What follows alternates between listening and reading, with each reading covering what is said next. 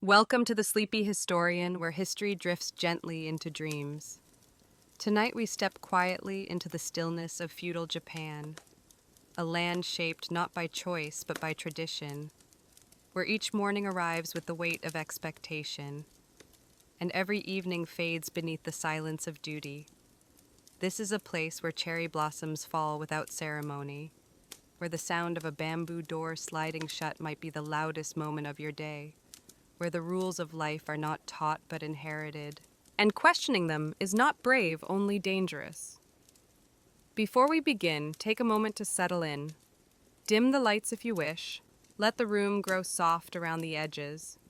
If you enjoy these quiet journeys through the forgotten and the ancient, you are always welcome here. Feel free to subscribe or simply let the story unfold beside you. Now close your eyes if you'd like and imagine the quiet chill of a misty morning, a stone path still damp from the night, the rustle of silk robes, the low clink of a tea bowl being set down. In this world, your role was not earned, it was assigned. And long before you took your first step, your place had already been carved into the order of things. In feudal Japan, life was not a journey you chose. It was a script already written. You open your eyes not into freedom, but into a role. In feudal Japan, birth is not the beginning of possibility. It is the beginning of certainty. The moment you arrive, the world already knows who you are.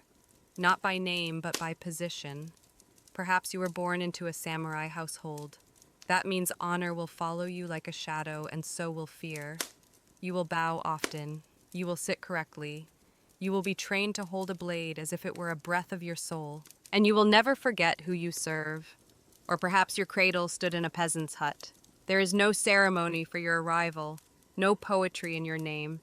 You will learn the weight of mud before the age of 10, and the patience of rice fields before you've lost all your baby teeth. You will serve not a lord, but the land, and you will stay exactly where you are. You cannot move, not up, not away. The ladder of class does not welcome climbers, it demands stillness.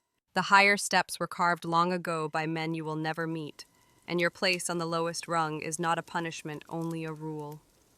Even among the ruled, there are shadows beneath the shadow. The Ita, the untouchables. Their work is death. They handle what others avoid. The blood on the butcher's hands, the hide peeled from a carcass, the last breath of the condemned. They are needed, but they are not acknowledged. They live at the edge of the village and at the edge of memory. And if you are a merchant, do not mistake your coins for respect. Profit without toil is viewed as unclean. Your money may buy fabric, but it cannot soften a stare. You are tolerated, never admired. Women, too, are given roles, not voices. A daughter learns obedience before speech. Her path is folded like a kimono, layer after layer of instruction, silence, and expectation. She marries where she is told, serves whom she must, and if she is fortunate, reads poetry in the evening while the rice cools beside her. This is not cruelty. It is order. It is not a prison. It is a pattern. To live here is to step carefully within it, never disturbing the weave. In feudal Japan, you are not lost. You are placed. The sun has barely risen. The air is still except for the faint creak of wood and the distant splash of water drawn from a stream. Your day begins not with comfort, but with cold. There is no tiled bathroom, no towel waiting by the basin, just a stone bowl, a wooden ladle, and water so cold it feels like memory. You wash your face in silence, not for refreshment, but for duty. To be clean is to be proper. To be proper is to be safe. Soap, if you are lucky, is made from ash or rice husks. It carries no scent, only a trace of fire and grain. The rich may have powders, the poor may only have water, but everyone washes, not because they desire it, because they must. In some villages there is a bathhouse, wooden walls, steam rising like prayer, and strangers sitting shoulder to shoulder in stillness. You wash before entering, always. The water must remain pure. To cloud it is not just rude, it is shame. You sit beside your neighbor, your uncle, perhaps your landlord. Everyone is bare, everyone is quiet. There is no curtain between you and the rest of your life. Only the water and the heat and the hope that no one notices your unease. If you are a samurai, the pressure is heavier. Your lord may inspect you. Fingernails must be clean, robes smooth, hair bound with care. A wrinkle, a scent, a speck of ash on your sleeve may say more than your words ever could. Women carry the same weight, though theirs is often hidden beneath fragrance and form. They wash with precision, braid their hair with patience. Their skin must be soft, their scent subtle, their presence calm. Even in the rice mortar, there is beauty to be maintained. Teeth are cleaned with salt or twig. Clothes are brushed and aired. Hands are scrubbed even when already clean. Not because anyone is watching, but because someone always might be. To be unclean is to be careless. To be careless is to be unfit. And in a world where respect is currency, no one can afford the cost of neglect. Here, cleanliness is not a choice. It is a quiet daily vow. You are told you are samurai, not because you sought it, but because the blood in your veins carries the memory of men who bowed before lords and died without question. From your earliest days, discipline is not taught through punishment. It is shaped through posture, silence, and the way your hand hovers over the hilt of a blade you are not yet old enough to carry. The sword is not a weapon, it is a companion. It sleeps beside you, polished, bound, and still. You do not draw it in anger. You do not raise it without cause. It listens to your breath. It judges your balance. And if ever you fail it, it knows. To be samurai is to live beneath a code. Bushido, the way of the warrior. But this way is not a grand road. It is a narrow line, quiet and cold. One wrong word can crack it. One misplaced glance can end it. Loyalty is not something you offer. It is something you are. You do not live for yourself. You live for your daimyo, your lord. His moods are seasons. His silence a signal. You serve with bowed head and steady hands, knowing that a smile at the wrong time could be seen as disrespect. And disrespect is not corrected. It is erased. Dishonor is not a moment. It is a stain. And if it touches you, there is only one way to cleanse it.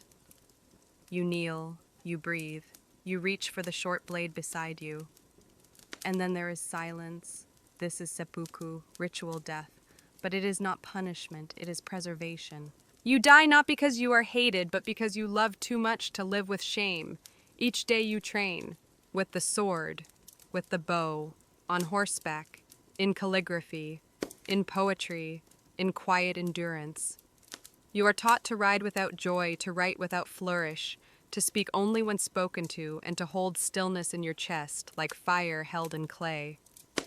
Laughter is undisciplined. Emotion is weakness. You wear robes that fall precisely. You walk as if every step might be your last. You eat after your lord has eaten. You bow before you speak, and when you speak, your voice must be soft measured and never trembling. There is no reward for surviving another day without error, only the absence of correction. That too is honor, and so you carry the weight, not just of the sword, but of your ancestors, of your name, of the quiet expectation that when your final hour arrives, you will greet it without fear, with words of poetry on your lips, and a steady hand on your chest. To be samurai is not to chase glory, it is to live quietly beneath its shadow. You are born to the fields, not as their master, but as their servant. The land does not know your name, it only knows your hands. At dawn, you rise not from rest, but from habit. The roof above you is made of straw, the walls thin. The cold creeps in without asking. Outside, the sky is still dark, but the earth is already waiting. You eat a bowl of rice if there is any left. If not, warm water will have to be enough. You step into mud, every morning, every season. It does not matter if your feet are sore or your back still aches from yesterday. The rice must be planted, the weeds pulled, the harvest gathered. You do not work for profit, you work because you exist. There are no holidays, only pauses. And even those are fragile, stolen between storms, or when the Lord's men have not yet arrived to count your grain. If the harvest is good, the tax is heavy. If the harvest is poor, the punishment is heavier. You give what is asked, and then you give more. Not with words, with silence. Because asking why is not something a peasant does. Questions are for people who can afford answers. When you return home at dusk, your body bends forward not from humility, but from habit. Your hands are blistered, your eyes burn, your ox may be missing, your roof may have leaked. The village elder may be waiting, asking again why your yield was light this year. You sleep on woven straw. You share a room with your children, your animals, and the faint, damp smell of wood smoke and soil. You are not ashamed. This is your world. Small but steady. You do not travel. You do not dream. The law says you may not leave the village without permission, and even if you could, where would you go? The land is everywhere, and the burden follows. Once a year there is a festival. Lanterns are lit. There is music. You drink sake until the world sways a little. You laugh, perhaps. You forget briefly that the seasons are a cycle, not a path, and that soon the fields will call again. You are the backbone of the land. The reason the samurai eat, the quiet breath that keeps the village alive. But no one remembers your name. That too is part of the rhythm.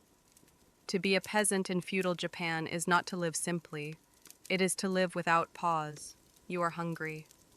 But not in the way that longs for flavor.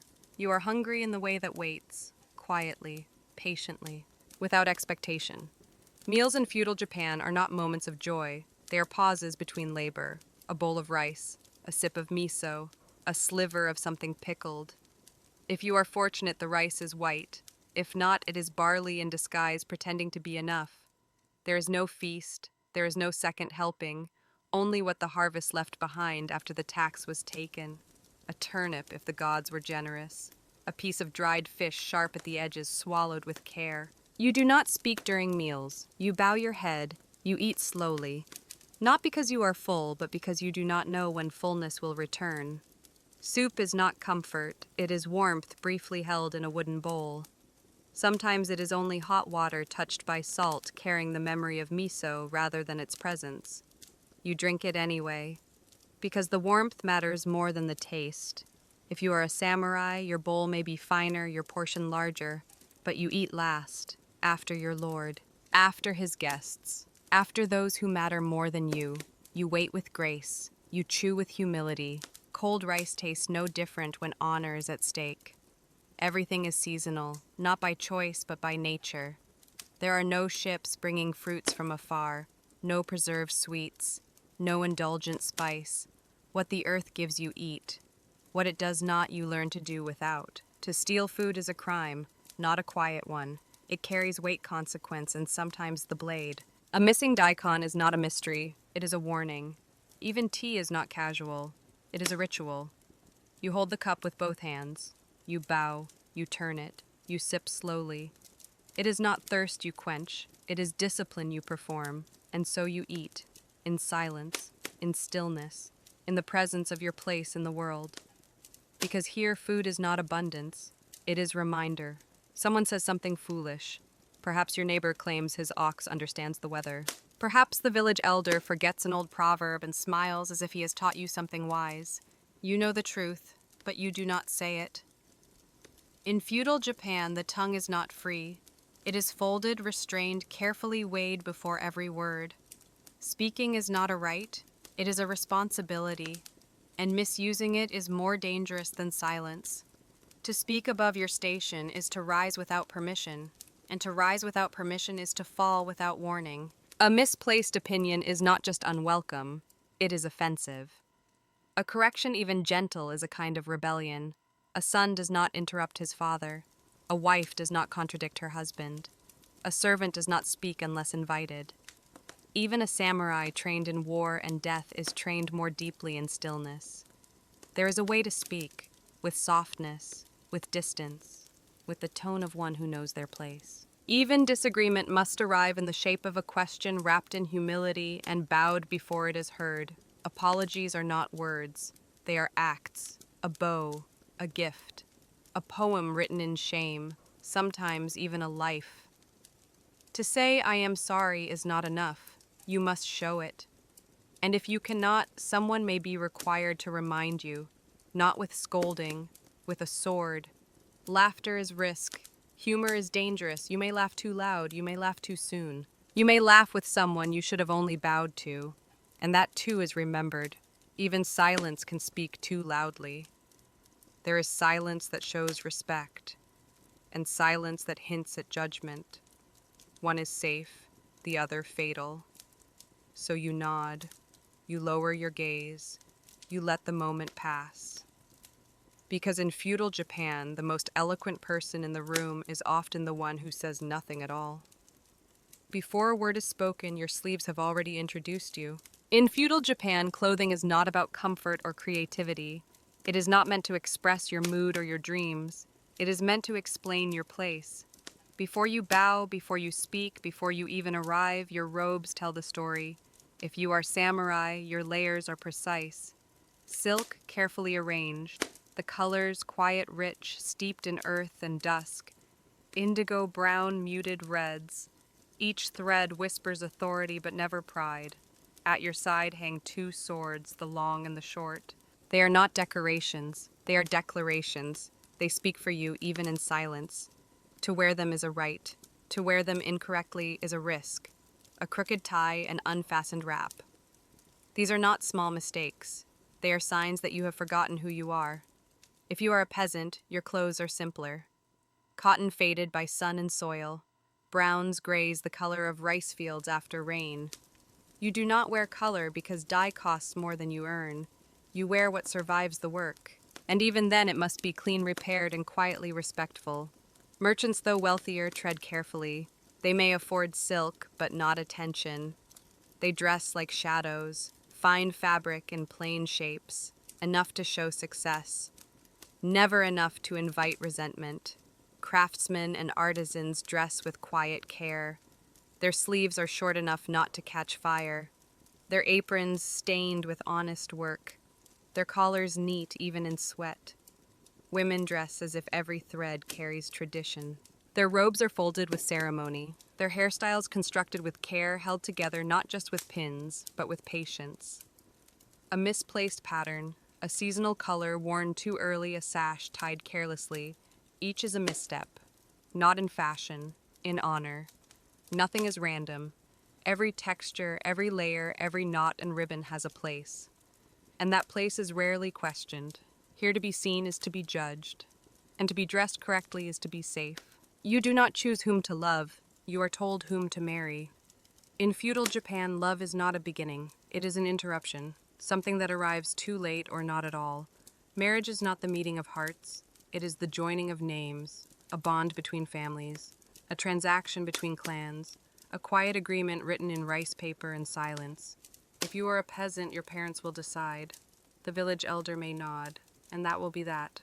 You will look at your future spouse not with wonder, but with resignation. Strong legs and good teeth are blessings. A kind voice is rare. Love is not mentioned. It would only confuse things. If you are a samurai, the stakes are higher. Your partner may be chosen before your first sword. The match will strengthen alliances, settle debts, quiet old feuds. You may never speak to her before the wedding. You may never truly know her after. She will bow at the right moments, pour tea with grace, bear sons if she can. And when she sits across from you in the stillness of evening, you will both understand the roles you play. She is the daughter of a name. You are the son of a duty. And between you lies the soft, unspoken weight of what was never allowed to grow. Love, if it happens, happens quietly, in glances that look away, in letters never sent, in poems that speak of the moon but mean something else. It exists in corners, behind doors, beneath breath. Sometimes it appears in the wrong place, with a teacher, with a friend, with someone you were never meant to notice, and when that happens, it must be buried. Because to follow such love is not just forbidden, it is unthinkable. Adultery is not scandal, it is disgrace, a thread pulled from the fabric of the family, a cut that does not heal, and sometimes the blade that follows is not a metaphor. Even for men, concubines are allowed, but affection is never guaranteed. It is just another name written in a household ledger. Another set of footsteps in the corridor, another sigh in the night, and yet people still feel, still hope, still fall in love gently, painfully, impossibly. Because even in a world built on silence, the heart sometimes speaks. In feudal Japan, death is never far. It waits by the door. It walks the same paths you do. It eats from the same rice bowl and listens when no one speaks. You do not plan for old age. You plan for endings. Quiet ones, sudden ones, ones wrapped in cloth and ritual. If you are samurai, you do not fear death. You carry it with you, in your sleeves, in your code, in the blade you polish not for war but for honor. If you fail, you do not run. You kneel, you breathe, you write your final words in careful strokes, and then you complete your apology not with voice but with silence. This is not punishment, it is tradition, a final act of control, a final offering of dignity. If you are a farmer, death comes differently, not by sword but by weather, a drought, a flood, a fever that takes your child in the night, a winter that lingers too long. There is no ceremony, no poetry, only the sound of hunger settling into the corners of your home. Bandits wait on forest paths. Plague moves faster than word of its arrival. A miscount in your grain tax can end your season, or your life. And if your village fails to please its lord, the punishment will not be words. Women face their own ghosts. In childbirth, the line between life and death is paper thin. A breath too late, a towel too cold, a prayer unanswered. And if her husband dies with shame, she may be expected to follow him. Not in grief, in ritual, even nature forgets to show mercy. The earth shakes, the sea rises, the mountains burn. And when it does, there are no questions asked, only ruins left behind. Yet in all of this there is no screaming, no defiance, only acceptance. Because to face death with fear is to meet it unprepared. Here the proper way to die is to bow first. So yes, feudal Japan is beautiful, but mortality is part of the decor. In modern life, you're told to follow your dreams, be your own person, and live your truth. In feudal Japan, your truth is whatever your clan tells you it is. Individualism isn't a virtue, it's a red flag. You exist not as a lone star of destiny, but as a very small branch on an important family tree. And your job is to keep that tree from catching fire due to any embarrassing behavior like expressing opinions or falling in love with a merchant's daughter. Your clan is everything. Your identity, your reputation, your future. It all flows through your family name. You are part of a web of obligations, honor, and expectations so dense it might as well be a spiritual spreadsheet. Even the samurai, proud, honorable warriors don't fight for themselves. They fight for their daimyo, their household, their ancestors. And if they die, ideally, it's in a way that makes everyone above them look great. Because dying with honor is one thing, but dying in a way that slightly embarrasses your clan, that's the stuff of generational nightmares. Your actions reflect on your father's actions reflect on your grandfather's actions may still be affecting how your cousin is treated in the next province over. It's not guilt by association, it's life by association. Want to open a noodle shop because you love cooking? That's adorable. Unfortunately, your clan raises horses, so you'll be brushing hooves until further notice. Express interest in painting excellent.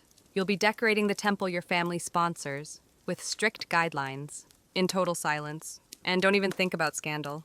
One poorly timed affair, drunken incident, or public poem with too much sass and the shame hits everyone. Your siblings shunned, your mother mortified. Your great-uncle might have to disembowel himself just to restore the family's good standing. You are not a person. You are a representative, a chess piece, and a liability with legs. But hey, if you play your role well, bow at the right times, and marry who you're told your clan might just speak your name with something resembling pride. And that's the feudal Japanese version of a personal achievement badge. The mountains are still, the rivers shine like threads of silver in the early light. The cherry trees bloom as if they've never known sorrow. And yet everything here wants to undo you. Nature in feudal Japan is not gentle, it is beautiful, yes. But that beauty is sharp. It shifts without warning. It swallows without guilt. Typhoons arrive not with drama, but with decision. The wind bends trees until they forget their shape. The rain does not knock. It enters. It floods the rice fields you spent a season planting and carries your work away like a forgotten song. Then there are earthquakes, sudden, unkind. They do not give you time to pray, only to wonder. One moment you are boiling water. The next, the floor tilts, the walls crack, and the world becomes sideways. Fire follows, because your home is wood, your neighbor's home is wood. The temple, the inn, the rice storehouse wood, one spark and the village is ash. Floods blur the line between river and road. Droughts split the soil open like paper. And winter does not arrive with snowflakes. It arrives with silence, with the cold that slips through robes, that settles in your bones and stays even beside the fire. Sometimes the volcano speaks. When it does, the land shakes, the sky darkens, and the fields vanish beneath ash. The gods perhaps are watching, but they do not intervene. You rebuild, you replant, you whisper to the wind as if it might listen next time. But nature here does not owe you kindness. It reminds you again and again that you are small. You are not at the top. No matter where you stand, someone stands above you. And even they do not sleep easily. In feudal Japan, power is not held. It is passed, carefully, cautiously, like a flame that burns the hand if gripped too tightly. If you are a peasant, your life belongs to the village headman. His words reach you before the sun does. He in turn bows to the local samurai. The samurai obey the daimyo serves the shogun. And somewhere in the distance, behind curtains and incense, sits the emperor wrapped in robes and silence. He is sacred, but not sovereign. Even the shogun, the most powerful man in the land, is watched by nobles, by rivals, by bloodlines that smile with one hand and reach for his cup with the other. He rules, but not without fear. No one climbs. You are placed. You remain. You serve. And you watch the ones above you guard their place as if they too might fall. Orders are not debated. They descend like rain. You follow them not because they are wise, but because they are yours to follow. A soldier does not question the path. He walks it, even when it leads into the sea. And if you rise too quickly, if your home grows too tall, if your harvest draws too much envy, the blade comes quietly. It does not ask. It simply restores the balance. This is not injustice, it is structure. It is the lattice that holds the nation together, each role supporting the one above, each silence protecting the one who speaks. Here, ambition is not admired, it is observed. And then it is removed. You open a book, or perhaps you don't. Because in feudal Japan, whether you learn anything at all is not your decision. If you are born to the warrior class, your scrolls are waiting. You are taught to read, to write, to recite, to compose. Not for pleasure, for preparation. You learn poetry beside swordsmanship. You learn calligraphy with the same seriousness as combat. Your bows must be deep, your strokes clean, and your mind still. The teachings are old, the lessons precise. You are not taught to question, you are taught to remember, to repeat, to embody. If you are a merchant or an artisan, your learning is practical. Numbers, ledgers, weights, and measures. Just enough to sell, just enough to survive. Words are tools, not companions. If you are a peasant, your teacher is the field. The rice tells you when to bend. The rain tells you when to hurry. Your parents teach you what they know, how to plant, how to patch a roof, how to bow without trembling. There are no books, only seasons, only hands. Girls, unless born into privilege, are not expected to learn.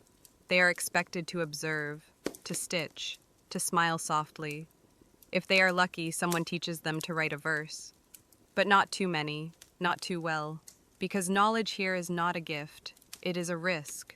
To know too much is to see too clearly, and to see clearly is to notice the cracks. So the cracks are covered, and the scrolls remain rolled, except for those who were meant to open them. In this world, ignorance is not always weakness. Sometimes it is protection. Feudal Japan is a land of breathtaking aesthetics. Everything from the curve of a fan to the placement of a teacup seems designed to soothe the soul and impress your ancestors. But here's the catch. You can and will be judged for doing it wrong. Culture in feudal Japan isn't just art, it's performance with consequences. The way you arrange flowers, pour tea, or fold a kimono isn't left to whimsy. It follows strict codes that have been around longer than your entire bloodline. One misplaced blossom, and suddenly you're the talk of the village, and not in a fun, flirty way. Take the tea ceremony, for example. It looks like a quiet, peaceful ritual. In reality, it's a social minefield. Everything is timed, every movement is choreographed. The guest must sit, just so, turn the cup twice, express humble gratitude, and drink in silence, all while mentally calculating whether they've bowed too early, too late, or too enthusiastically. Make a mistake. At best, it's awkward. At worst, it's seen as a character flaw or a moral failing passed down from your disgraceful great-granduncle. Then there's calligraphy. A beautiful form of expression, right? Wrong. It's a test of discipline, personality, and the alignment of your inner spirit. That brushstroke isn't just ink, it's a reflection of your soul's posture. Messy handwriting might as well wear a sign that says emotionally unstable and bad at bowing. Even poetry is dangerous. You don't just write a haiku, you write it in the proper season on the correct type of paper using metaphor that references both nature and your emotional landscape without getting too personal. Too passionate, you lack refinement. Too dry, you're spiritually cold. Too clever, you're showing off, and now no one's inviting you to the moon viewing party. Culture here is a delicate game. You participate not to relax, but to prove that you are composed, refined, and deeply deathly afraid of appearing uncultured. Beauty in feudal Japan isn't effortless. It's a battlefield in silk robes, and if your ikebana arrangement doesn't follow the rules well, may the gods have mercy on your bonsai. After all, we've seen the hierarchy, the hygiene, the honor, the endless rice. Let's be honest, you wouldn't last a day in feudal Japan. Not because you're weak, not because you're soft, but because this wasn't a society designed for survival. It was one designed for submission, precision, and quiet, relentless obedience. Every moment was a test of posture, of loyalty, of whether or not you bowed at precisely the correct depth while reciting a seasonal greeting in the right emotional tone.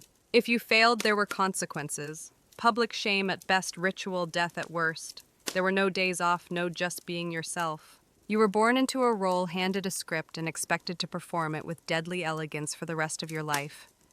Deviating wasn't seen as brave, it was seen as dangerous. The individual didn't matter, the clan did, the lord did, the land did. If you were a samurai, you carried the weight of centuries of honor and the very real threat of having to recite poetry before slicing open your own abdomen. If you were a peasant, you worked the land from dawn until your spine became a question mark, hoping the weather didn't betray you or your lord didn't. If you were a woman, your life was a carefully managed exercise in grace, silence, and sacrifice. And if you were anyone else, well, the system was designed to make sure you stayed exactly where you were. Feudal Japan was beautiful, yes, breathtakingly so. The architecture, the rituals, the poetry, the art, all meticulously curated. But that beauty came with sharp edges. It required discipline so tight it could snap bones. It demanded respect so absolute it swallowed individuality whole. So no, you wouldn't last. You'd speak out of turn or laugh too loudly or accidentally step over a threshold with your left foot instead of your right. You'd forget to bow. You'd ask a question. You'd want to change something. And that alone would mark you as a threat to the order. You wouldn't last a day in feudal Japan. And yet someone did. Someone smaller than you, someone quieter. A child perhaps 5 years old, already bowing lower than his knees could bear, already learning how not to speak, how not to look too long, how to be invisible when needed and present when called. In feudal Japan, childhood is not a season, it is a rehearsal. You are not raised to explore, you are prepared to endure. From your first breath, your name is chosen with care not for meaning, but for balance. A wrong character can curse a house. A misaligned syllable might bring shame. Even your name must obey. You are swaddled in silence, fed by hands that do not smile, watched by adults who rarely bend. If you laugh too loudly, you are corrected. If you cry, you are ignored. Unless your tears are inappropriate, then they must be stopped. Fast. Play exists, but only in shadows. Pebbles, leaves, small corners behind the house. Boys build swords from bamboo not to fight, but to learn how to hold one. Girls gather petals not to admire them, but to learn how to arrange them in a bowl without a sound. Your posture is monitored before your thoughts. Your sitting position, your bow, your ability to fold your knees properly. These things matter more than what you wonder about. Curiosity is not encouraged. It leads to questions, and questions can lead to shame. A child does not ask why. A child listens, repeats, memorizes. You learn to write, but only approved characters. You learn to speak, but only to those beneath you, or when spoken to. You learn when to look away, when to stay still, when to disappear. Even emotions have their seasons. A boy may not cry in winter. A girl may not laugh in front of strangers. If you forget this, you are reminded. Gently, if you are lucky. Firmly, if your family has something to prove, and yet there is warmth. In the way your grandmother hums while folding cloth. In the smell of roasted barley on cold mornings. In the shared glance between siblings when the adults are not watching. Children survive here not because they are strong, but because they learn to become small. To shrink their needs, to master the art of patience. A toy is not given, it is earned. A sweet is not a treat, it is a ritual. A compliment is not spoken, it is implied in a softer tone, a second glance, a bowl placed closer to you than usual. There are games, yes, but they are lessons in disguise. Rock balancing teaches stillness. Calligraphy teaches breath. Shadow puppets teach distance. Even the lullabies warn you. Be quiet. Be good. Be ready. Because soon, very soon, the world will no longer call you child. And when it doesn't, no one will wait for you to catch up. In feudal Japan, to be a child is not to be carefree. It is to be careful. Carefully watched, carefully shaped, carefully folded into something useful. Because here childhood is not about becoming yourself, it is about preparing to become what others expect. By the time a girl reaches 12, her world has already narrowed. The places she may go are fewer, the things she may say are shorter, her steps must be smaller, her voice must be softer, and her presence, if possible, should not draw attention. She is not taught to speak with strength, but to listen with grace, not to ask, but to endure, not to lead, but to follow. Because here, womanhood is a quiet agreement between you and the rest of the world that you will not disrupt the silence. If she is born to a samurai household, her posture is practiced before her handwriting. Her face is composed before her thoughts are even complete. She is taught how to pour tea so that it makes no sound, how to open a paper door with reverence, how to sit with her knees folded and her hands hidden, always in readiness, always in restraint. She must be prepared to welcome guests, to serve elders, to speak on behalf of her husband when asked, but never for herself. If she learns poetry, it is to be recited in private. If she plays music, it is to fill the space between meals, not to fill a room. If she is a farmer's daughter, her days begin with water and fire. She carries buckets before she carries language. She learns the weight of rice sacks, the smell of smoke in winter, the silence of mothers who have run out of food before the harvest has arrived. Her hands are chapped, her sleeves are tied back, her future is not uncertain. It is just waiting to be told to her. Marriage is not a decision, it is an assignment. She will be told when and to whom. Love is not required, compatibility is not assumed. What matters is family ties, land obligation. She is the thread that ties two houses together, and threads do not complain. Even when a woman is allowed a voice, it must be woven into rituals, into meals, into the careful raising of sons. She may write letters, but only with the right brush. She may keep a diary, but not with ambition. Her dreams must fit inside her chores. Her emotions must fit inside her sleeves. There are expectations that are not spoken, but they surround her like the walls of her home. She must not cry too much or too easily. She must not laugh unless others laugh first. Her loyalty is measured not by words, but by years of cooking, cleaning, waiting, bowing, and never interrupting. And if her husband fails in his duty, she may be expected to follow him in death, not out of despair, but out of honor. If he brings shame to the family, her silence must restore the balance. Still in quiet corners, women find each other, in the soft folding of laundry, in shared glances across the well, in the way they pass knowledge without words, remedies, rhythms, recipes, secrets that have no voice but live through action. In this way they speak, not loudly, not publicly, but clearly. To be a woman in feudal Japan is to hold everything together while appearing to hold nothing at all. It is to endure without praise, to love without demand, to carry generations without leaving a trace, and to be remembered, if at all, in the curve of a child's gesture, in the quiet strength of a son's silence. Not every word is safe. In feudal Japan, language is a ladder, and most people are not allowed to climb. What you say is less important than how you say it when you say it, and most of all to whom. One sentence spoken with too much certainty, one word placed above your place, and the damage is already done. The higher someone stands above you, the fewer words you are allowed. If you speak first, it is a presumption. If you speak second, it must be brief. If you speak last, it must end with apology. If you do not speak at all, you are safest. A child is told to stay silent in the presence of elders. A servant is expected to bow deeper than he breathes. A woman must speak softly enough that her words cannot startle a bird.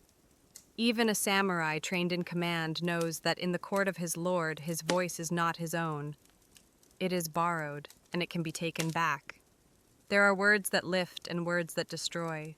You learn which is which, not from school, but from watching others fail. A cousin who laughed too freely, a friend who asked a question, a neighbor who corrected a guest. They are remembered, not with stories, with space. You do not see them again. Language is formal. It is layered.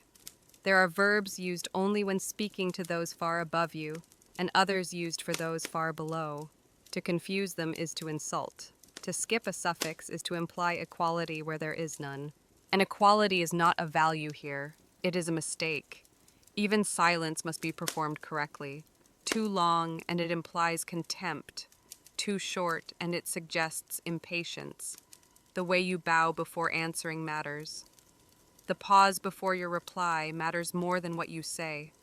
A sigh can say too much. A smile can say the wrong thing. Apologies are spoken with practiced humility. I was careless. I brought shame. I deserve nothing. But even then, if your tone is wrong, if your eyes do not lower far enough, it is as if you did not speak at all. You do not use language to express who you are. You use it to show who you are not. You are not proud. You are not foolish. You are not forgetful. You are not a threat. Letters are written with the same caution. Ink is not poured, it is placed. The brush must pause before each stroke. The paper must be folded the correct way. A misfolded letter is like a mispronounced word. It creates tension that may never be spoken, but will never be forgotten. To be remembered for the wrong reason is dangerous. It is better to be unnoticed than misunderstood. Better to nod to bow to echo softly what others say than to risk being the voice that breaks the room. Here language is not for discovery, it is for survival. The land does not wait for you to feel ready. It wakes before you do. It expects your hands before your thoughts. Before the sun has cleared the horizon, the fields are already breathing. Quietly, firmly, demanding your presence. There is no morning routine, no time for stretching, no soft entry into the day. You rise when it is still dark, when the air is still damp, when your joints still ache from yesterday. The same path, the same tools, the same soil. But the soil never feels the same. You do not work for reward. You work because the rice does not plant itself, because the weeds will not wait, because the Lord's tax will come regardless of weather, flood, or loss. A good harvest is not a blessing. It is an invitation for higher collection. A poor harvest is not a relief. It is a sentence. Either way, the grain leaves your home before it fills your bowl. Your hands are your measure. They are cracked, darkened, and hard. They know the shape of sickles and rope better than they know the faces of your children in daylight. Your nails are worn down, your knuckles stiff. You feel the season not by looking at the trees, but by how the mud resists your steps. Spring is heavier than it looks. Summer burns through your scarf. Autumn cuts at your fingers with the sharp whisper of drying winds. Winter is not quiet. It groans beneath the weight of what was not finished in time. There are no weekends, no rest days, no long meals, no slow afternoons. There are only moments, a sip of warm barley water, a shared look at dusk, a breath taken under the shade before it is time to carry more. And even then someone might call your name, and you must go. You know the soil better than your own reflection. You know which rows drain faster, where the water hesitates, which seeds failed last year, which slope the birds prefer. You know the sound of too much rain, the silence of a coming storm, the way the wind smells when something is wrong. And yet you are not thanked, you are not praised. When the rice is high and golden, it is the land that is honored, not the hands. When the village prospers, it is the gods who are pleased, not the laborers. Still you work, because your family must eat, because your neighbors do the same, because the tax collector does not accept stories, because the land, for all its cruelty, is the only place that does not lie to you. It gives exactly what you put in minus what it takes for itself. You tie your sleeves, you bend your back, you press your feet into the soft, sinking edge of the world, and you continue, because here to live is to labor. The house you live in is not a fortress. It does not keep the world out. It lets the wind in, the dust, the voices from next door. It is made of straw, wood, and paper.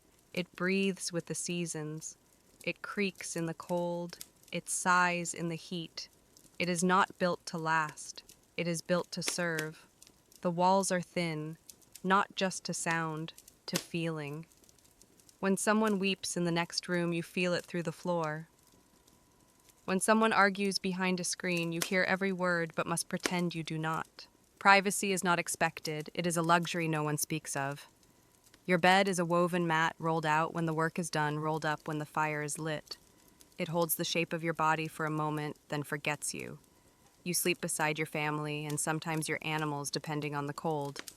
Warmth is shared, so is breath. So are dreams, interrupted by coughing, by creaking, by silence too deep to ignore. The hearth is the heart of the home, but not because it provides comfort, because it provides rice, because it boils water, because it smokes the air and chases insects away, because without it, the house is just a box that cannot feed you. There is little inside that can be called yours. A bowl, a cloth, a single comb. Maybe a wooden toy passed down from a brother who no longer lives here. You own nothing that cannot be replaced, and everything you have can be taken in a storm, a fire, a single command from a man on horseback. You patch your roof with straw. You seal the floor with mud. You place stones to hold the door closed during strong winds. And still the rain comes in sideways. The mice return. The wind moves through the cracks like an old memory that refuses to leave. But this is home, because it is where your name is known, where your mother folded your clothes, where your child took their first steps on a floor that groaned with history. The roof may leak, the walls may bend, the door may never truly close. But this is where you are allowed to sit when the sun goes down. This is where your sandals wait. This is where your silence is understood. And when the land shakes, or the fire comes, or the river rises in the night, you carry nothing. Because what matters is already behind you. Not saved, not lost, just part of the story you were born into. Because here, a home is not what you own, it is what you endure. You do not eat because you are hungry. You eat because it is time. The meal is not an event, it is a pause, a breath between labor and sleep, a moment that exists not to satisfy but to sustain. The rice is plain, the soup is thin, the pickles are sharp. You chew slowly, not out of pleasure, but to make the moment last. The bowl is small, the chopsticks are worn smooth. You hold them properly because to eat incorrectly is to disrespect the hands that planted the rice. You do not speak while eating, not because there is nothing to say, but because speech breaks the spell of gratitude. And gratitude, however quiet, must be preserved. Sometimes there is barley mixed with the rice. Sometimes a slice of radish or a sliver of dried fish. These are not delicacies. They are reminders that today was kind, that the gods did not forget you, that the weather held the grain did not rot, the tax was already paid. There is no dessert, no second serving, no waste. You eat what is placed before you, and you leave nothing behind. Even the last grain of rice stuck to the bowl is scraped with care, not for superstition, for survival. When the rice runs low, water fills the gaps. The broth is stretched. The salt is measured more by memory than by hand. You eat in silence, not because you are content, but because your stomach has learned the sound of waiting. The firewood burns low. The tea is warm but not strong. Your children do not ask for more. They know better than to ask for what does not exist. And yet the meal is sacred, not for its richness, but for its rhythm. It is the moment your family gathers in the same space, breathing the same steam, hearing the same sounds. The clink of bowls, the rustle of sleeves, the soft exhale of satisfaction or resignation. You thank the rice, you thank the hands that prepared it, you thank the gods that allowed it to reach your mouth. And when the bowls are stacked and the fire is out and the night has settled in, you do not dream of feasts. You dream of enough, because here food is not for indulgence, it is for endurance. Not all work is honored. Some must be done quietly out of sight by those whose names are not spoken at ceremonies. These are the people who carry the weight of what others cannot bear. They clean the blood, they burn the bodies, they touch the things that make others turn away, and without them the village does not function. But they are not thanked, they are avoided. They are called Ita, the untouchables. Though their hands are needed, their presence is considered a stain. They live at the edge of town, not just in distance, but in memory. People pass their homes without turning their heads. Children are told not to speak their names. If a pot is made by them, it is useful, but it must not be touched before washing. If a garment brushes their sleeve, it is cleansed, not because it is dirty, but because they are. They slaughter the animals. They tan the leather. They carry the dead to be burned. They clean the streets after a festival when others are already home. When a body must be moved or a disease must be buried, they are called. Not as a request, as a fact, they do what must be done. And then they vanish again into the spaces no one looks toward. Their children learn early how to stay quiet, how to keep their eyes lowered, how to work faster than others and be paid less, how to accept that no matter how carefully they bow the bow will not be returned. They learn to fix things others break, to carry things others drop, to take the blame when no one else wants it. And yet within their homes there is warmth. There is laughter shared with care. There is food, however plain, cooked with the same love. There are lullabies. There are prayers. There are parents who teach kindness even when they are shown none. They build with scraps. They mend with patience. They pass down strength disguised as silence. No one celebrates their festivals. No one records their names in scrolls, but their work lingers. In the sandals others wear, in the roofs that do not leak, in the fires that burn clean, in the ceremonies that end without chaos because someone swept the dust before the guests arrived. To live as Ita is not to be seen. It is to serve and still be invisible. You can wake before the sun. You can till the soil with care. You can bend your back for every stalk of rice, and still one gust of wind can undo the entire season. The land rewards effort, but the sky does not. The river does not. The mountain does not. In feudal Japan, survival is not just about work. It is about weather. Rain can be a blessing until it does not stop. Then it becomes a flood that carries your seedlings away like scattered prayer beads. The fields turn to soup. The paths dissolve. The grain you planted is no longer yours. It belongs to the current. Your home groans. Your thatched roof drips. Your tools rust in the corner while you watch the sky and wonder if tomorrow will hold less water or more. Drought is slower, crueler. The ground cracks. The air hums with heat. You walk further each day to find water that no longer tastes clean. The leaves curl. The rice withers. Your family does not complain, but their lips are dry. The well echoes when you lower the bucket. The silence is heavier than thirst. And then there are the winds, strong enough to strip roofs from houses, to knock trees into streams, to scatter the rice just before harvest. You tie your doors shut with rope. You stack stones against the shutters. You sit in darkness and count the seconds between each gust, waiting for the one that will change everything. The earth moves without warning. It cracks. It shakes. It folds homes in on themselves like paper fans. There is no preparation, only aftermath. You crawl from broken walls. You search for neighbors. You listen for crying and hear only the groan of wood giving way. The rice jars are shattered. The tea bowls are dust. And somewhere beneath the ruin, your ledger still owes grain to the taxman. If you live by the sea, there is the wave, the one that does not knock. It comes in silence and it does not stop. It swallows the boats, the docks, the voices, and leaves behind salt mud and silence. The gods are watching, they say, but the gods do not explain. You rebuild not with strength but with habit. You do it because that is what your parents did and their parents before them. You patch what can be patched. You dry what can be saved. You light incense for what cannot. Because here, no matter how hard you work, the wind will not ask your name. You can work the land until your hands no longer feel like your own. You can rise before the birds and rest after the stars. You can give everything the soil allowed you to grow. But if the tax collector arrives and what you have is not enough, no explanation will matter. No storm, no sickness, no failed harvest. What is due must be delivered.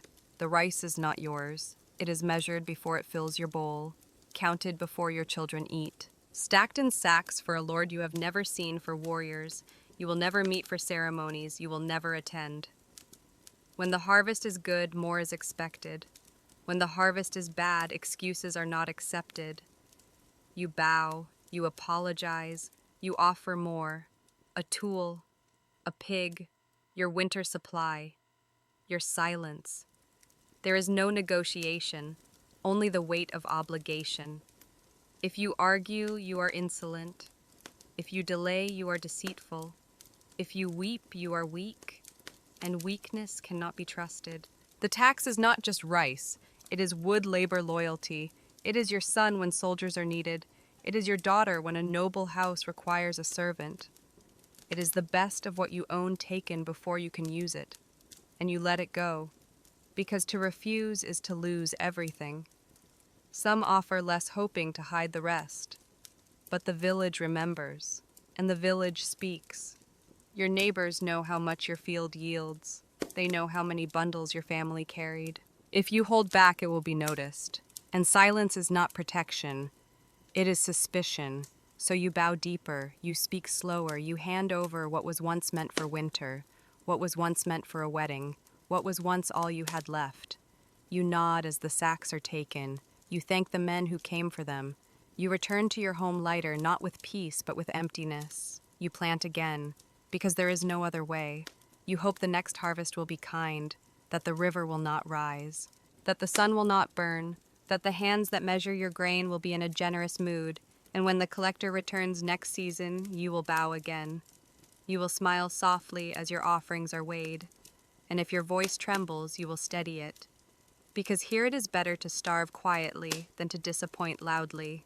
The water is not yet boiling, but everything else is already in place. The mat has been swept. The bowls have been warmed. The ladle rests at a precise angle. The kettle waits not for the flame, but for the silence to settle. Because here tea is not a drink. It is a ceremony. It is not meant to refresh. It is meant to reflect. You bow before entering the room. You do not speak. You do not glance around. Your feet know where to stop. Your hands know where to rest. Every movement has been done 100 times before. You are not improvising. You are remembering. The host prepares without hurry. They fold the cloth with care. They wipe the bowl even though it is already clean. They lift the lid not with efficiency but with grace. The steam that rises is not part of the process. It is part of the atmosphere. The silence around it is not absence, it is respect.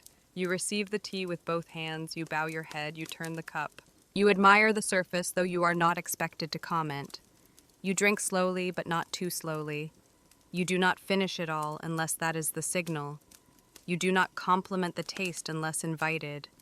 Even gratitude here is measured. Too much praise disrupts the balance. Too little appears cold. Everything has its place. Every gesture a reason. The door slides with a sound that has meaning. The placement of the scroll in the alcove says something about the season, or the mood, or the host's family. The flowers are not arranged for beauty. They are arranged for message. You must see it, but not mention it. To rush is a mistake. To guess is an error. To speak too soon is a fault. To speak too late is also a fault. Your timing must be as quiet as the rain outside. Your breathing must not distract. Your presence must not outweigh your position. The tea is warm, not hot. The bitterness is deliberate. The sweetness, if offered, is brief. There is no excess, no decoration, no indulgence. Only balance, only attention. When the ceremony ends, you bow again. You thank the host not for the tea but for the space, not for the taste but for the effort. You step out with softer steps than when you entered, as if something has shifted inside you, and perhaps it has, because here to share tea is not to relax. It is to remember your place in a world that notices everything. Before you are spoken to, before you are asked your name, before you even bow, they already know who you are. They know by the way your sleeves hang, by the fabric on your shoulders, by the color you chose, or the color you were allowed to choose. In feudal Japan, clothing is not expression, it is classification. You do not dress to reveal yourself, you dress to confirm where you stand. If you are samurai, your robe falls at the right length. Your hakama is pleated with discipline. Your family crest is visible but never too large. You wear two swords if permitted. You wear them not for show but for reminder. They are part of your body like a breath you do not exhale. Your colors are deep, not loud. Earth, ink, stone, blood, never gold. That is for those who outrank you. If you are a woman of status, your kimono is layered, heavy, deliberate. The inner linings are seen only in glimpses, but they speak the loudest. The patterns whisper of season, age, even mood. A crane is not just a crane, it is a message. Worn too early, it is arrogance. Worn too late, it is shame. The sash that ties it all together is more than decoration. It must be wrapped precisely, folded correctly, positioned in silence. An error is not just a mistake. It is a question about your upbringing. If you are a peasant, your clothes are plain. Rough cotton dyed in browns and grays, the colors of riverbanks and ash. You tie your sleeves back with string. You patch the holes with care. You wear what your mother wore and what your daughter will one day wear again. Your dignity is in your cleanliness, not in variety. If your robe is tidy and your hands are steady, you may pass without judgment, but only just. Even in death, the clothes matter. A body is wrapped in white, the knot tied at the wrong side to distinguish the living from the lost. The dead must be dressed well, not for vanity, but for peace. A poor funeral robe is a sentence not for the dead, but for those left behind. No part of your clothing is accidental. The width of your collar, the angle of your foot, wrapping the softness of your slippers, even the way your hand disappears into your sleeve when bowing. All of it is seen, all of it speaks, and so you learn to dress without doubt. You lay each piece with both hands. You smooth the fabric with breath held. You check the mirror not to admire, but to confirm alignment. Because here beauty is not about standing out. It is about fitting in so perfectly that no one notices you at all. A flower in a bowl is not just a flower. It is a sentence without words, a declaration made of stem and angle. In feudal Japan, arranging flowers is not for delight. It is for discipline. The space between each branch is as meaningful as the bloom itself. The water must be still. The container must not distract. There is no excess, no fragrance meant to seduce, only balance, only respect. You do not pick the brightest flower. You pick the one that fits the season, the one whose curve matches the quiet of the room. A bud that leans too far forward becomes arrogant. A petal too open is impolite. You cut with care. You place with thought. You step back and do not adjust again. Because beauty does not beg for correction. It waits in silence. Calligraphy is no different. You do not write to be understood. You write to reveal how still your breath can become. Each stroke must begin with control and end with release. The ink must be dark enough but not proud. The brush must move without hesitation, but not with force. If your hand trembles, the paper knows. If your mind wanders, the character collapses. Even the space between lines tells the reader if your spirit was clean that day. You bow before you write. You grind the inkstone slowly. You moisten the brush gently. You touch the page as if it might remember how you felt when you touched it. The word you write has been written thousands of times before. That is not the point. The point is whether you just once can write it without yourself getting in the way.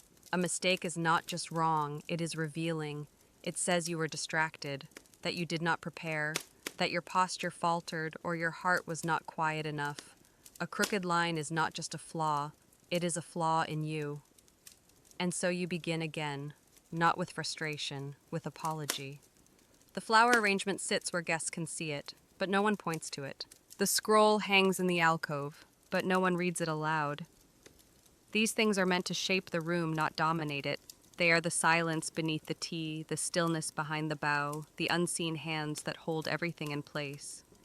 Because here, beauty is not performance. It is permission to exist without disruption. You bowed, but not quite deep enough, not quite long enough. Or perhaps your sleeve moved when it shouldn't have.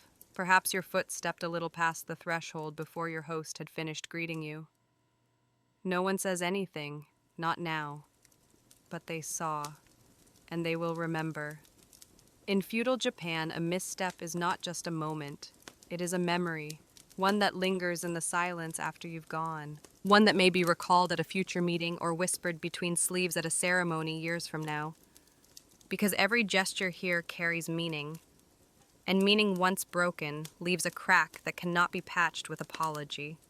Your bow must match your rank. Your gaze must drop at the correct moment. You must not speak first unless granted the right. You must not stand until told. When you offer a gift, both hands must hold it. When you receive one, your words must be precise, neither too grateful nor too indifferent. Every interaction is a test you were not told you were taking. A slip of the tongue is dangerous. A gesture held too long is questionable. To laugh when no one else is laughing suggests either arrogance or ignorance. To fail to laugh when others do suggests distance or worse judgment. The space between people is carefully measured. Too close and you invade, too far and you offend. You do not place yourself in the center of the room unless invited. You do not walk ahead of someone unless they insist. And if you enter a space meant for someone above you, even by accident, there may be no way to undo the offense. Children are taught these things not by lesson, but by repetition. They watch how their mothers pour tea, how their fathers bow to officials, how their neighbors avoid disgrace by avoiding attention. They learn that comfort is not the goal, correctness is, that ease invites error, that stillness protects. A mistake may not bring punishment, but it will bring memory, yours and everyone else's. And in a world where shame is more powerful than law, to be remembered for the wrong reason is its own kind of exile. So you fold your hands, you lower your eyes, you breathe slowly, you move carefully, not to be noticed, but not to be forgotten. Because here the body speaks long after the voice has stopped, and the room never truly forgets. You write a poem, you choose the words carefully, you count the syllables, you reference the moon, the wind, the falling leaves. You do not mention yourself, not directly, not even in metaphor, because here, the more personal the art, the more dangerous it becomes. In feudal Japan, art is not for expression, it is for reflection. Your brushstroke is not about what you feel, it is about how well you can conceal what you feel beneath form, tradition, and silence. You write a haiku not to say something new, but to say something familiar with perfect restraint. A line too bold suggests pride. A metaphor too clever suggests ambition. A subject too intimate suggests indulgence. And indulgence is not a virtue, it is a threat. Even painting follows rules. A mountain must be placed a certain way.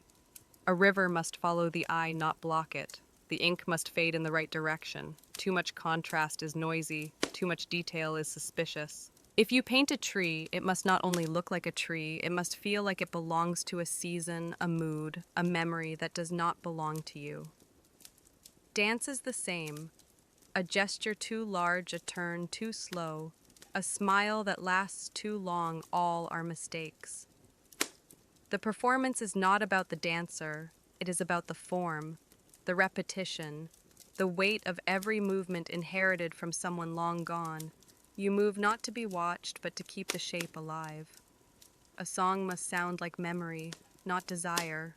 A story must carry lesson, not confession. A flower arrangement must be beautiful, but never say too much. Everything you create must know its place, and if it doesn't, then you must. To break the rules is not innovation, it is disrespect. To seek attention is not bravery, it is failure of character. You do not sign your name boldly, you do not step forward at the end. If they notice your work, they should not be able to notice you behind it. and so you learn to create with care. You learn to disappear inside your work, to fold yourself into the season, into the space, into the silence. Because here, art is not a mirror of the self, it is a window with the curtain drawn. You fold the cloth exactly the way you were taught. You light the incense with hands that do not shake. You arrange the table so that each bowl faces the correct direction, so that each guest knows they are seen but not studied. You do all of this, not because you want to impress, but because you want to be safe. In feudal Japan, beauty is not luxury. It is not decoration, it is protection, a shield made of stillness, symmetry, and ritual. If you follow the form, you will not be questioned. If you move within the pattern, you will not be punished. If you present yourself exactly as expected, you might be forgotten. And to be forgotten is sometimes the best outcome of all. The flower in the corner is not vibrant, it is appropriate. The scroll in the alcove is not new, it is seasonal. The way your robe folds as you kneel, the way your voice lowers at the end of a sentence, the way your eyes do not linger, all of it is beauty. But not yours. It belongs to the structure, to the ancestors, to the moment that asks you to disappear inside it. You polish your appearance not to express yourself, but to erase the parts of you that might disturb the calm. You refine your posture not to stand out, but to make sure no one looks twice. Even your handwriting is practiced so thoroughly that it says nothing about your mood, your taste, yourself. Only that you know the rules, that you have been taught, that you belong. To be beautiful here is to be correct. To be correct is to survive.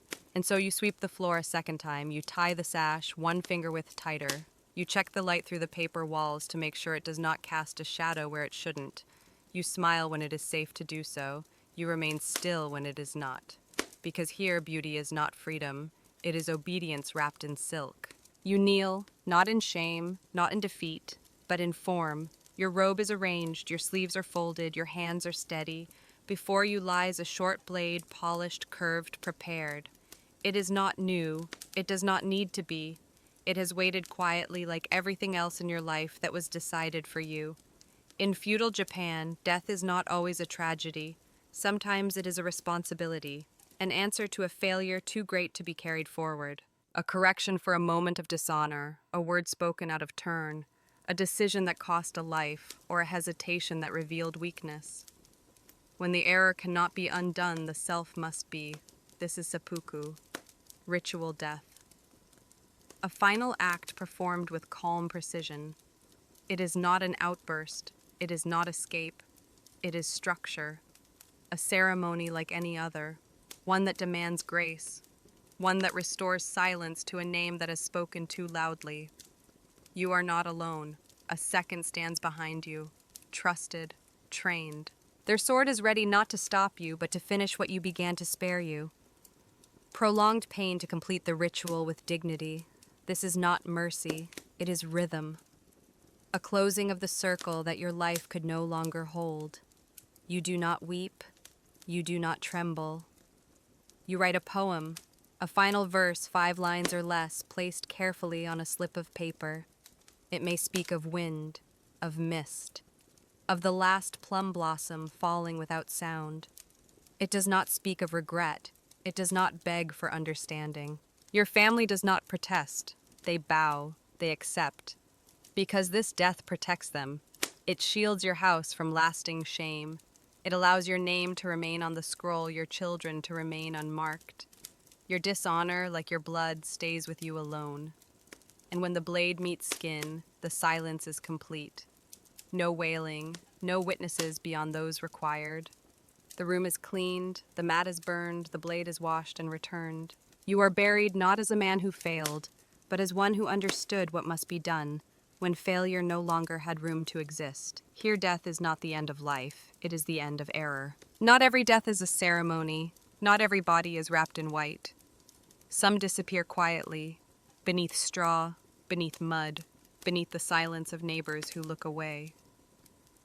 In feudal Japan, not all lives were meant to be remembered, and not all endings were given names. A child does not wake, there is no doctor to call. The mother folds the blanket tighter. She waits a few hours, hoping the breath will return. When it doesn't, she digs a small hole behind the house if the ground is soft enough. If it is winter, she waits until it's not. There is no incense, no priest, no name carved in stone, only a memory that fades quietly into the next season. A farmer collapses in the field, his hands still full of seed. The others finish the work before they speak of it. One of them carries him home. The family nods. They knew this would happen. His back had been curved for too long. His eyes had grown too tired. There is no gathering, no chants, just a moment of stillness before the tools are picked up again. When plague comes, the bodies are removed quickly, wrapped in whatever cloth remains, buried in rows outside the village, sometimes without markers. The air is heavy. The officials speak little. Those left behind are told to keep working. The rice still needs tending. The taxes still need to be paid. Bandits leave no time for mourning. They come in the night, take what they want, and leave behind silence. A father does not return from the mountain road. A son is never found after the fire. A daughter disappears while collecting wood. The family says nothing. They light a candle. Then they blow it out. There is no one to tell. And even if there were, nothing would change. The weather, too, is a thief. A roof collapses in a storm. A river rises too quickly. An earthquake leaves a family crushed beneath what was once their home. The village helps as much as it can, but there is no justice in nature, only aftermath. These deaths are not less painful. They are only less seen, less recorded, less spoken of in scrolls or stories, but they are carried. In the way someone turns their face at the mention of rain, in the way a widow stands too long at the edge of a field, in the way a brother holds a bowl without lifting it to his lips. Because here even the forgotten leave a shadow, and even the nameless are missed in silence. When someone dies in feudal Japan, the body is not left alone. It is washed with warm water, the hair is combed, the nails are cleaned, the robe is white, the knot is tied on the wrong side, the side of the dead, so the living will not be mistaken. A single coin is placed with care, not for value, but for the journey. Because even in death there are rules to follow. The home grows quiet, shoji doors are kept closed, mirrors are covered, the fire burns low. Some believe the spirit lingers for a time, uncertain waiting. A bowl of rice may be left untouched. Incense burns slowly in the corner, its smoke rising like a thread, back toward what was once breath. The family bows deeply. They speak little. They wear black or muted gray cloth without pattern. Women may cut their hair. Men may kneel longer than their knees can bear. The pain is not spoken, it is worn. A monk may arrive, he chants, he walks slowly, he does not explain. He does not ask questions. His presence is enough to remind everyone that this moment does not belong to the world of the living. The body is cremated, the bones are gathered with chopsticks, carefully, quietly. Sometimes passed from person to person in silence. What remains is placed in a small urn, and the family carries it home. Not as burden, as memory. A funeral does not comfort. It maintains balance. The steps must be followed, the altar arranged just so. The offerings placed in the right order. Fruit, water, rice, a folded robe. A name written on a tablet, not the name used in life, but one chosen for the soul. A name to be remembered by in the world beyond. For weeks after the spirit is honored, a candle lit, a food dish left untouched. On the appointed days, the family returns to the temple. They bow, they repeat the sutras, they touch the cold stone. They do not speak of missing the dead, but their presence lingers in gestures, in the way a bowl is handled or a gate is closed with more care than before. The spirit is not gone. It becomes part of the house, the field, the blood. It may visit in dreams, or in wind that moves the curtain without reason, or in the quiet sense that someone else is standing just outside the door. Because here death is not departure, it is transformation from breath into memory. The man dies first, perhaps in battle, perhaps by seppuku, perhaps quietly in shame behind a screen. His absence is immediate, but it is not the end. For those he leaves behind, death does not stop with him. In feudal Japan, honor flows through blood, and when it is broken, the stain travels in every direction. To cleanse it more must be lost. The wife prepares herself. She does not scream. She does not question.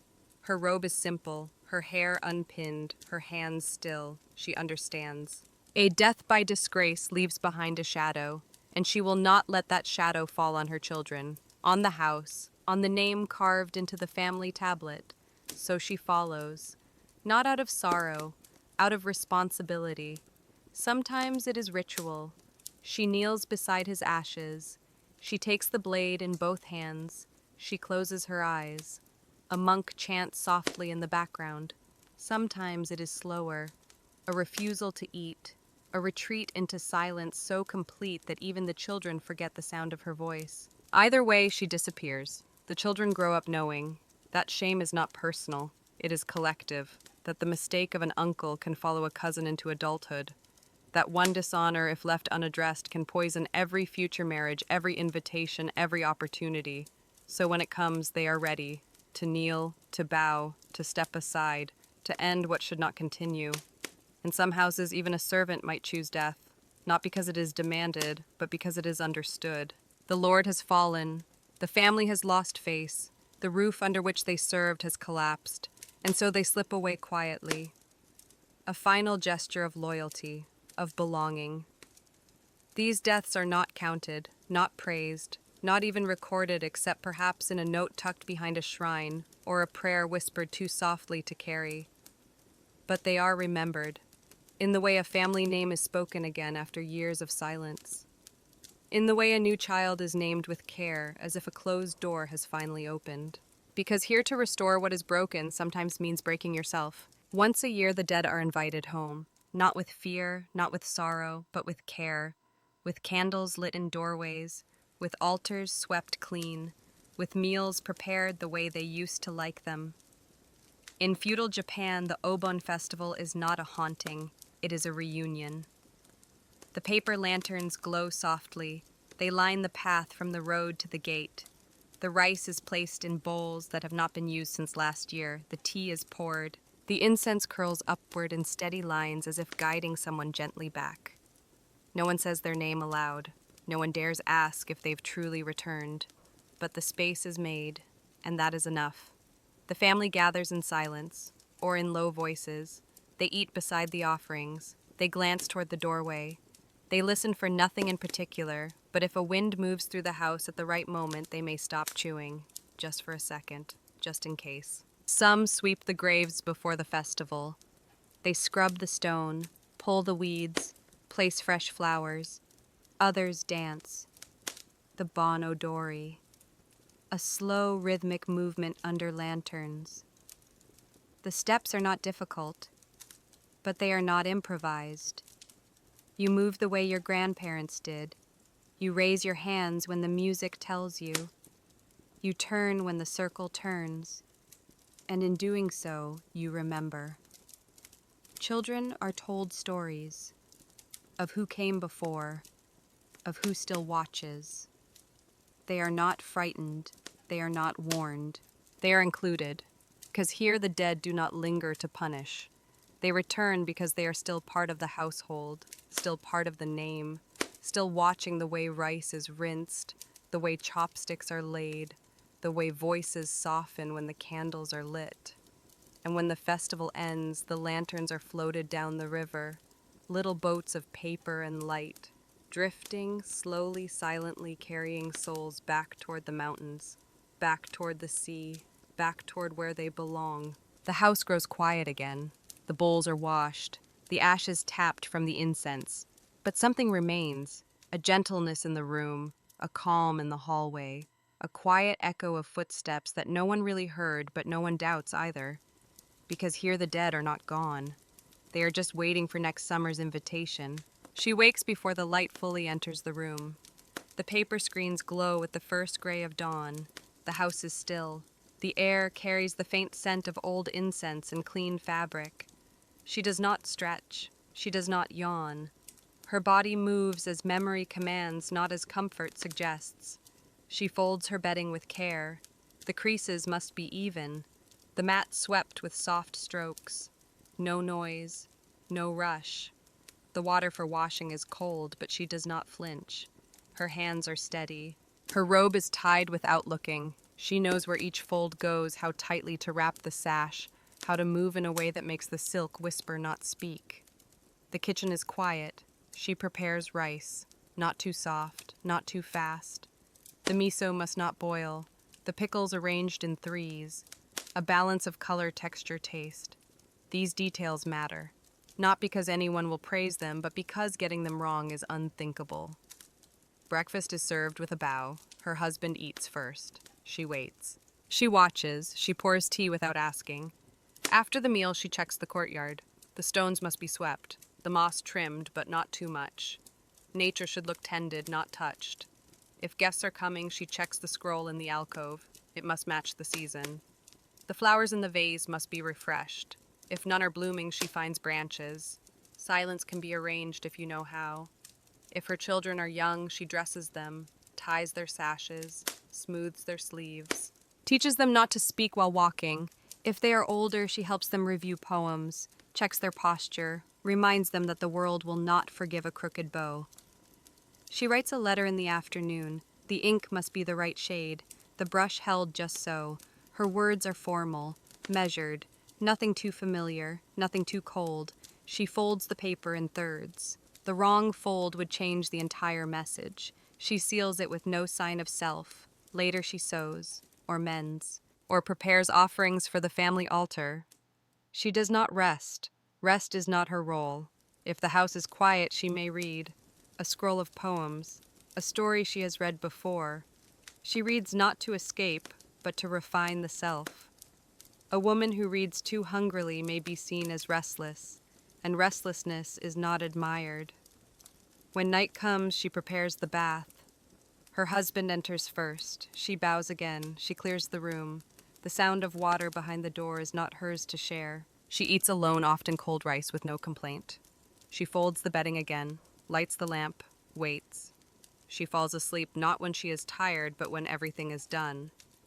Her body curled neatly, her hands folded, her dreams quiet, her name rarely spoken, but her presence holding everything in place. Because here to be a samurai's wife is not to shine, it is to hold the world together without leaving a trace. The bell rings before the sky changes color. Its sound moves through the wooden halls like water, slow and without resistance. He rises without speaking. The mat is folded, the robe is adjusted. The cold air touches his face, but he does not flinch. In the temple, the body follows habit before it follows comfort. He walks barefoot across the stone. Each step is placed carefully, not from fear, but from training. The floor is swept before the light arrives. The broom moves quietly, not to clean, but to prepare. Dust is not the enemy. Distraction is. The first chant begins before sunrise. He kneels with the others. The words are known by breath more than by thought. The rhythm is steady. The incense is lit. The smoke curls upward, carrying syllables that echo not to be heard, but to be absorbed. His voice does not seek attention. It seeks alignment. Breakfast is plain, rice soup, pickles, eaten in silence. Each movement has a place. The bowl is held with two hands. The chopsticks never point outward. Nothing is wasted. Hunger is acknowledged, not indulged. When the meal ends, he bows, washes his dishes, and begins again. There is study, sutras to copy, verses to memorize. The brush must be held in balance, the ink ground by hand. Each character is a meditation. If the mind wanders, the line wavers. The page tells the truth even if the student does not. There is work, cleaning the garden, raking gravel into quiet patterns, tending moss that grows without praise, chopping wood without breaking its grain, carrying water from the well without spilling. Labor is not separate from practice. It is the practice. In the afternoon, there is walking meditation. Around the courtyard, step by step, breath by breath, eyes lowered, thoughts aloud, but not followed. He walks in circles that do not go anywhere yet. Each round brings him closer to stillness. Evening returns with another bell, another chant, another chance to sit still long enough to notice where the noise begins. Inside, not outside. He does not hope for enlightenment. He hopes only for steadiness. Before bed, he cleans the floor again, lights a small lamp, bows once more. He sleeps on a mat thinner than memory. His dreams are brief. His name is rarely used. He does not miss the world outside. He has not forgotten it. He has simply stepped aside. Because here to live is to let go quietly every day. The floor is colder than yesterday. The breath that leaves your mouth becomes visible, then disappears without trace. Winter in feudal Japan does not announce itself. It arrives in the bones, in the slow cracking of wood, in the way you hold your sleeve tighter without realizing. The house is not sealed. It is not built to resist. It lets the cold in because it cannot do otherwise. You rise before the sun, not because you want to, but because the fire must be lit. The kindling is damp. The flint is slow. Your fingers numb before the first spark appears. The smoke curls low before it rises. The flame catches. The pot is placed. The water boils slower in winter. You wash your face with cold water. There is no steam, only sharp clarity. Your hands sting. Your breath is short. But this is the beginning. There is no complaint. To complain is to forget that others woke earlier, that some do not have fire, that some do not wake at all. The morning meal is smaller. Rice stretches thinner, pickles harder. The soup, if any, is more water than warmth, but you eat it with thanks, because something hot is more than something full. Outside, the ground is frozen, the mud stiff, the buckets heavier with cold water than with warm. You work slower not by choice, but by necessity. Your steps are shorter. Your sleeves stay wet longer. Your tools are cold to the touch, but the work does not stop. Children cough quietly. Their scarves are shared. The elderly do not speak as much. They stay near the corner where the heat lingers longer. When they sleep, it is with more layers, but fewer dreams. At night, you gather close to the fire, not to speak, to survive. The flames are not large. Wood is rationed. Ashes are stirred to find one last ember. The room is dim, the silence deep. You share warmth without words. Even the cat knows where to sit. Before bed, you thank the day for not being harsher. You light a candle not for brightness, but for hope. You sleep in layers, robes, blankets, breath. You curl into yourself. You do not stretch. The straw beneath you creaks with cold. You pull your hands into your sleeves. Your toes touch nothing but cloth. Outside, the wind moves through the trees. It does not ask permission. It reminds you that tomorrow will be colder still. Because here, winter is not a season. It is a teacher who does not raise its voice. You step outside and you already know. Someone is watching. Not with malice, not with intent to punish, but with memory. In feudal Japan, your life is not private. It is witnessed. Not always directly, but always closely enough. You bow to a neighbor, you greet a passing official, you adjust your robe when you walk past the temple gate.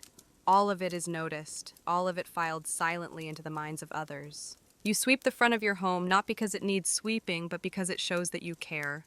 You speak to your children softly, not because they cannot hear, but because someone else can. The way you walk, the way you tie your sash, the way you pause before entering a room, all become part of the story others tell about you when you are not present. If you are too cheerful, you are suspicious. Too quiet, you are hiding something. If your home is too clean, you are showing off. If it is not clean enough, you are neglectful. There is no perfect balance, only endless adjustments. The village is small, the alleys narrower than secrets. Word travels faster than feet. A raised voice at the market in the morning becomes a hushed comment by sunset. You were seen, you were heard, you will be remembered. Even inside your home, the walls are thin. Laughter echoes. Arguments pass through the screen doors. If someone visits too often, it is noted. If someone never visits, that too becomes a question. Your schedule is not written, but it is known. If you are absent from the well, someone will ask. Not aloud, but they will wonder, and that wondering becomes weight. You adjust yourself not out of fear, but out of habit. You rehearse your answers before speaking.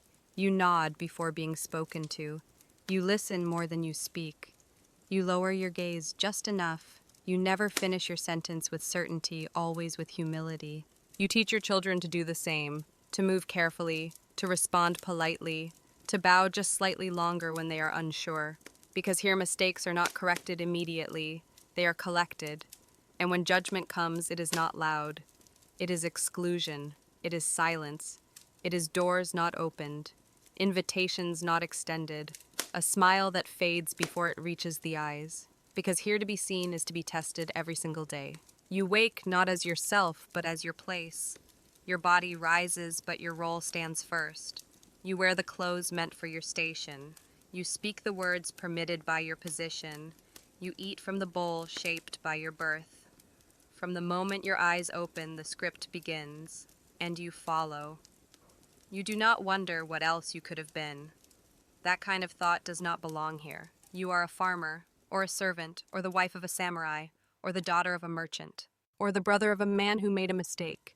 Each of these is a path already walked by others. You are not meant to stray. You are meant to continue. You do not question aloud. You perform, you bow, you serve, you wait, you endure. Even when your heart pulses with something unnamed, you hold it behind your teeth. Even when your hands long to reach for something else, they stay folded. Because the cost of reaching is more than your name can carry. The village knows what you are.